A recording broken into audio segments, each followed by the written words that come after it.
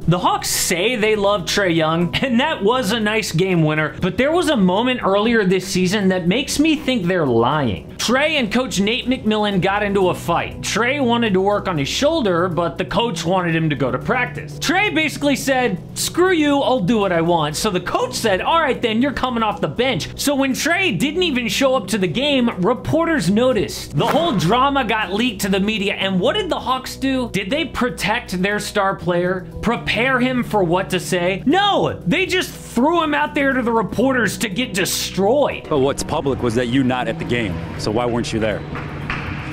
Man, it sounded like you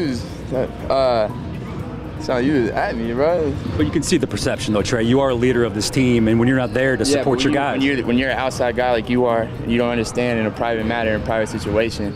You should probably stay on the outside. All right, that was a horrible look. Like, he had a chance to take accountability, but instead he just like blamed the media for doing their job. It's like the Hawks were saying, we are so fed up with this guy, we're just gonna put him out there to show the immaturity. But Trae is not the only problem. There is more to this story that people don't know about. So Nate McMillan eventually got fired, obviously, and he's the second head coach that Trae has had issues with. A lot of people are going online calling Trae a coach killer, but he is not the only issue. McMillan was pretty old school. Like, you do not threaten your star player to come off the bench in 2023, but Trae also has issue with his own teammates. 2 years ago, it leaked that he and John Collins got into it about sharing the ball. Then we had reports that John Collins wanted a trade, and I thought, man, that guy's a diva. But when I heard what Kevin Huerter had to say, it caught me by surprise. John is like the nicest guy you'll meet. Like, John is he's a military family. He's please and thank you. He is a handshake with every single person, from security guards to equipment managers, the head coach. Like, John is the nicest guy, and for some reason everyone is like points to him as like he's the problem, or he's saying this, which most of it is never true. So I heard that and I was like, wow, that's not at all what I thought he was like based on those reports. But then I heard what John Collins said after Nate McMillan got fired. He said, us as players need to be held accountable. I feel like that's where it starts. Holding people accountable as men on this team. This is the NBA. We're not in college anymore. Yes, that sounds like a military family. Oh, but what did Trae say?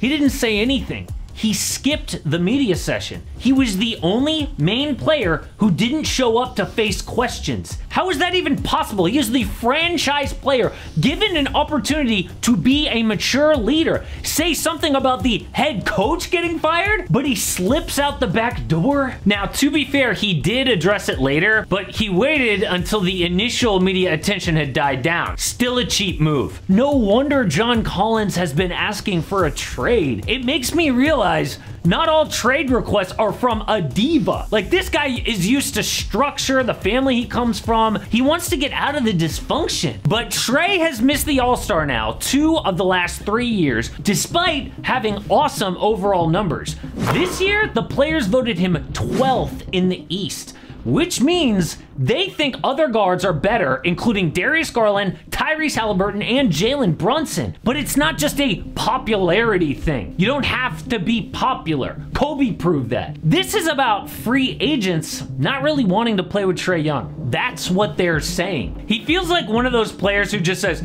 man, I just want to hoop. But the only players who actually say that also cause problems. They just don't want to be held accountable. It's like those people who have, I hate drama in their bio. Like, people who don't cause drama don't ever say that. It's just not part of their life. Now, I want to talk about when Trae will get traded, if he is traded, but he is not the only thing wrong with this team. The Hawks owner is making franchise-killing decisions, and it started with them making the Eastern Conference Finals in 2021. A lot of people said at the time, this is probably the worst thing that could happen for them, because everyone could see that they probably overachieved. The owner thought, no, this is an accurate assessment of who we are. So he set his expectations sky high, and when they lost to Miami in the first round last year, he freaked out. DeJounte Murray was available in a trade, but the Spurs wanted 3 unprotected first-round picks. Their GM, Travis Schlenk, hated that idea. That did not fit with how he wants to build a team.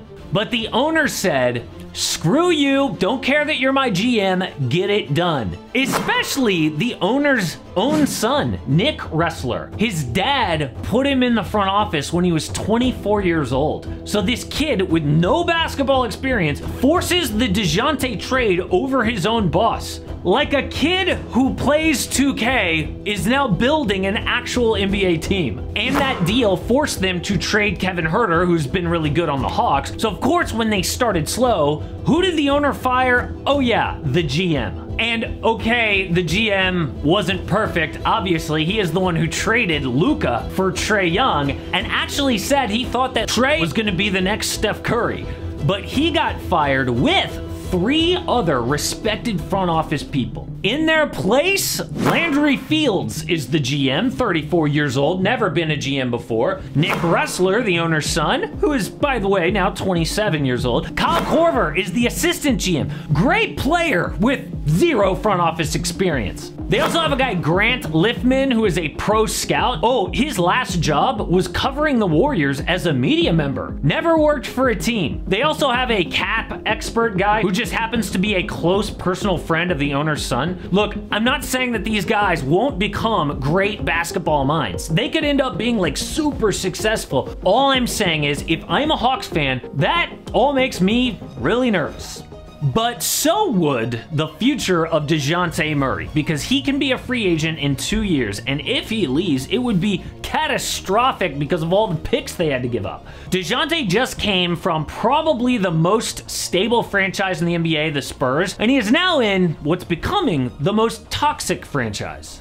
That doesn't make you feel too confident that he's going to want to re-sign. On the court, Trae is not becoming that off-ball shooter that we all hoped he would be. But maybe the next head coach can fix this. They are closing in on hiring Quinn Snyder, who is a really great coach, the most sought-after guy on the market. He led Utah to the playoffs 6 of his 8 seasons. They had the #1 record in 2021. He is a smart guy who also knows how to coach a dynamic guard like Trae Young and an old-school center like Clint Capella. Great! But there's a catch. The playoffs have not been great for him. In 2020, the Jazz blew a 3-1 lead in the bubble to the Nuggets. In 2021, they lost to the Clippers without Kawhi Leonard. In 2022, they lost to the Mavericks without Luka Doncic. Plus, he couldn't handle the drama between Donovan Mitchell and Rudy Gobert. Their relationship got so bad, the whole team got blown up. So, if Trae is traded, it will be 2 off seasons from now. The reason is Quinn Snyder got a ton of power when he took this job. If he sees this isn't working, they can't afford to lose DeJounte Murray. DeJounte is a free agent 2 off seasons from now, and if it comes down to Trae or DeJounte, they will get a big return for Trae rather than lose DeJounte for nothing. But speaking of Kawhi Leonard, yes, the Clippers did beat the Jazz in 6 without Kawhi, but he is back and he is looking